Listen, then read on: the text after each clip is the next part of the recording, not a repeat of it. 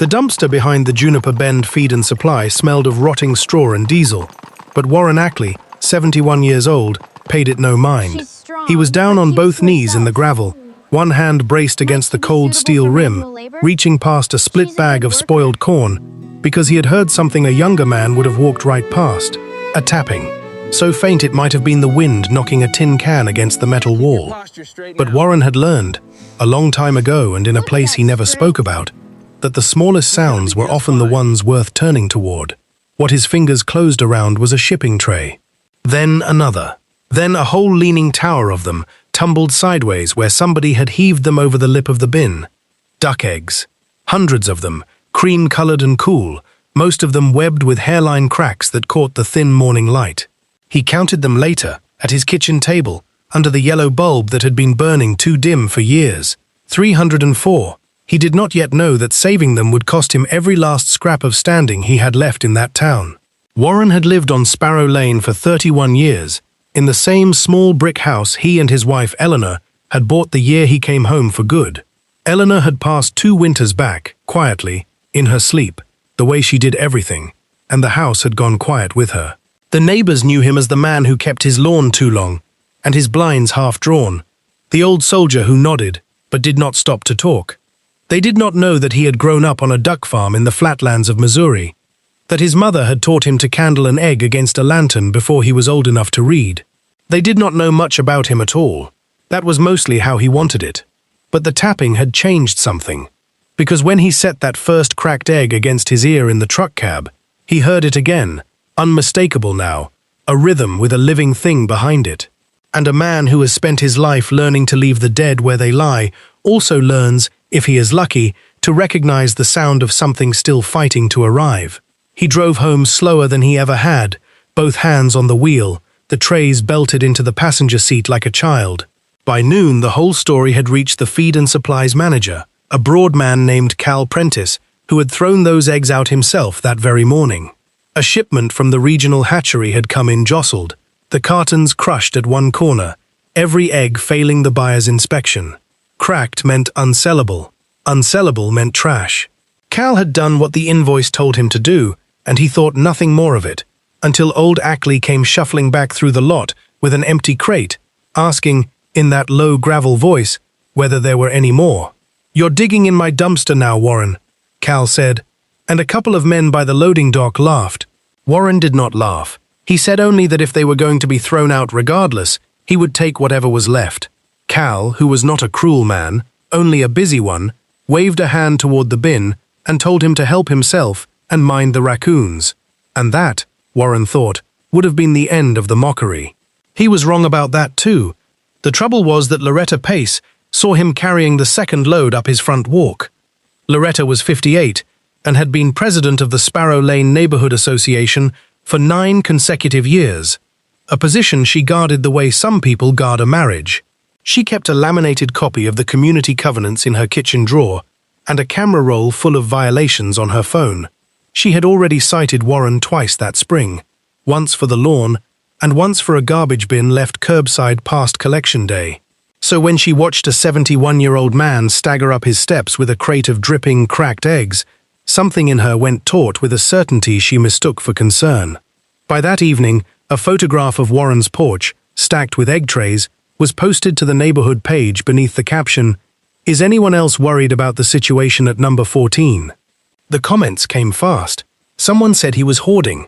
Someone said the smell would bring rats.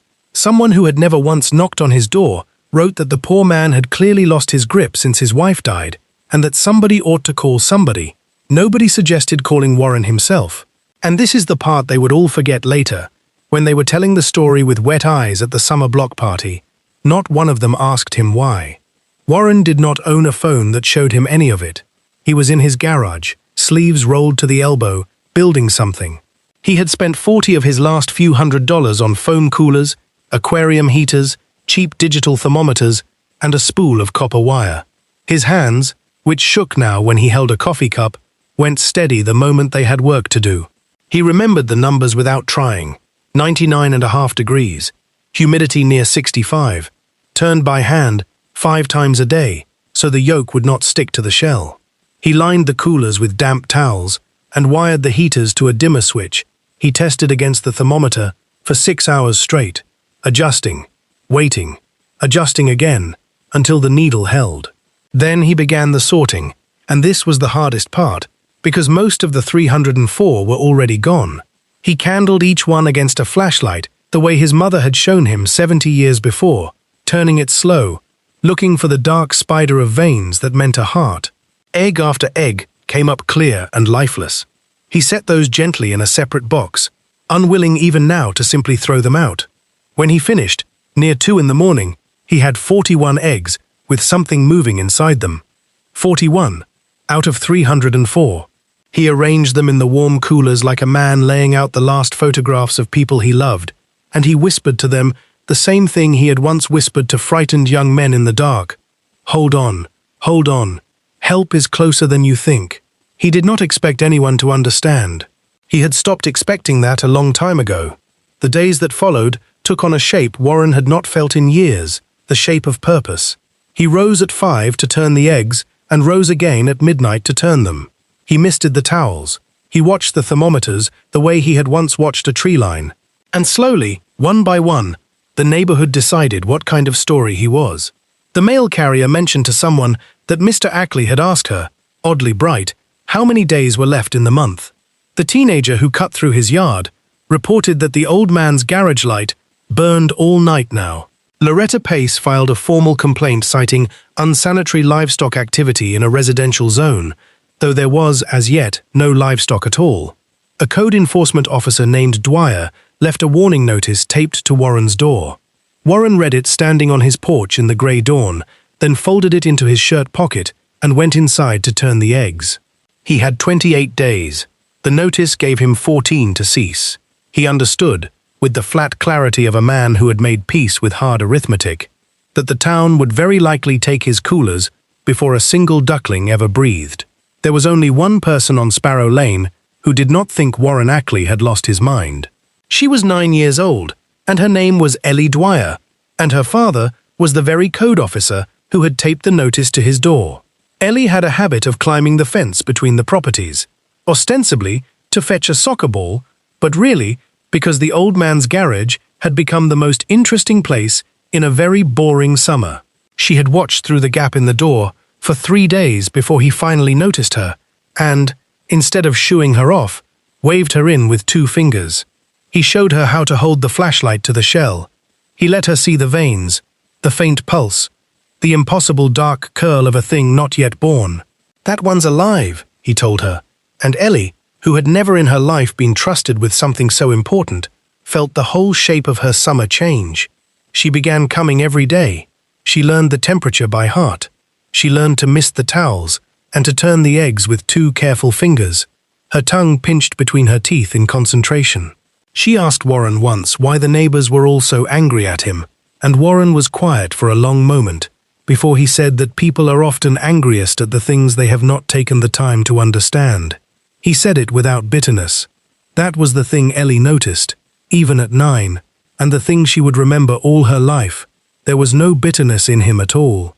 On the 19th day, one of the eggs began to move. It was just past dawn.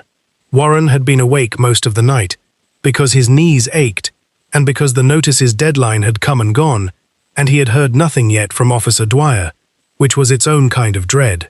He was sitting on an overturned bucket in the garage, coffee going cold in his hands, when he heard it, a tapping, so faint it might have been the wind, but there was no wind in that closed garage, and Warren Ackley knew that sound better than he knew his own heartbeat. He set the coffee down. He leaned close to the cooler, and from inside a cream-colored shell threaded all over with the crack that was supposed to have killed it, there came a sound he had been waiting 3 weeks, and, in some deeper way, 2 lonely years to hear. A chirp. Small, indignant, absolutely alive.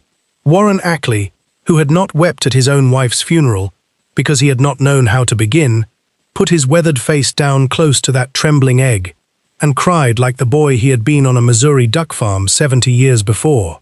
He did not call anyone. There was no one, he thought, to call.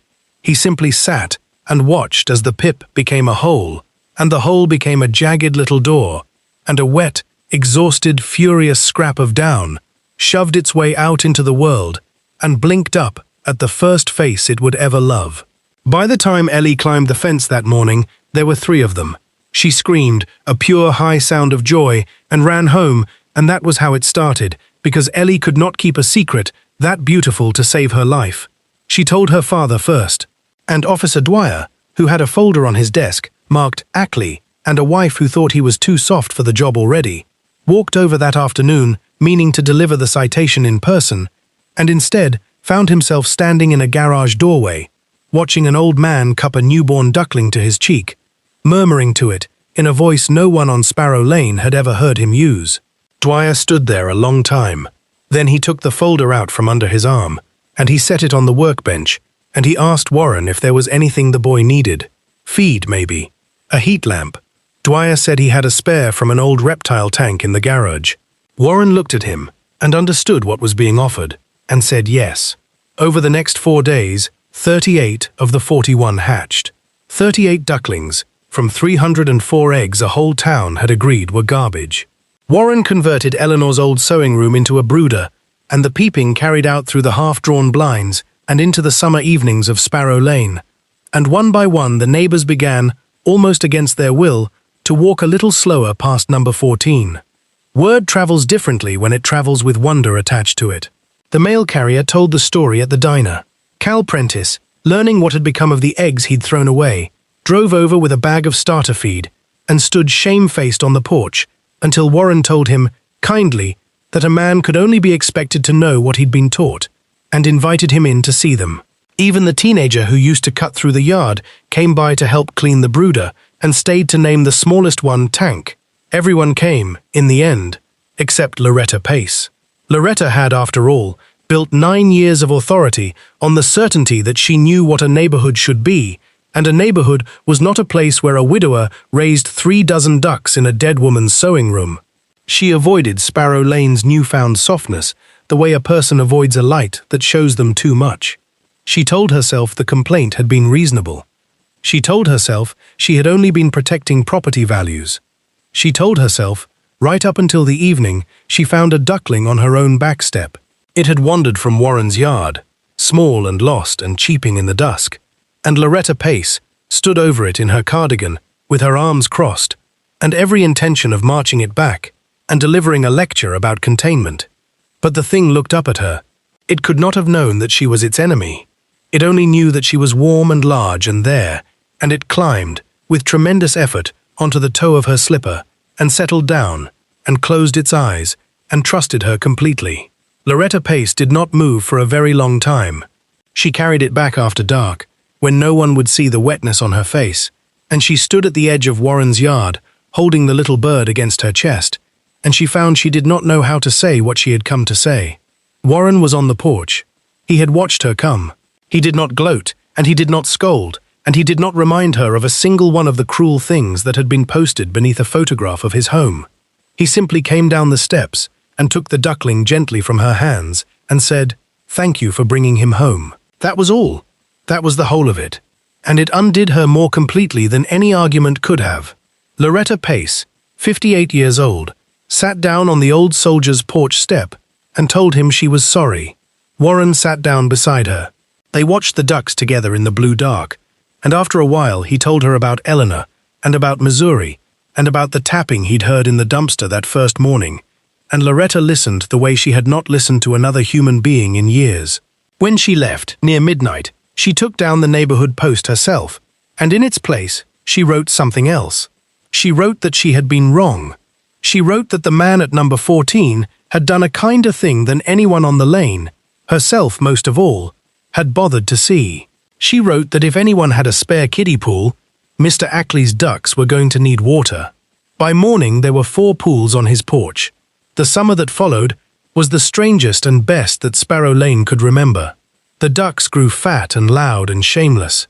They followed Warren down the sidewalk in a rippling line, and children came from 3 streets over to feed them, and Ellie Dwyer appointed herself their general and kept a notebook with all 38 names. Cal Prentice put up a hand-lettered sign at the feed and supply that read, "We no longer throw away the cracked ones," and he meant the eggs, and he meant more than the eggs, and everyone who read it knew it. Warren gave most of the ducks away, in the end, to farms and families who promised them ponds and long lives, and he kept 6 for himself, including the very first one, whom he never named at all. He only ever called it the one that chirped.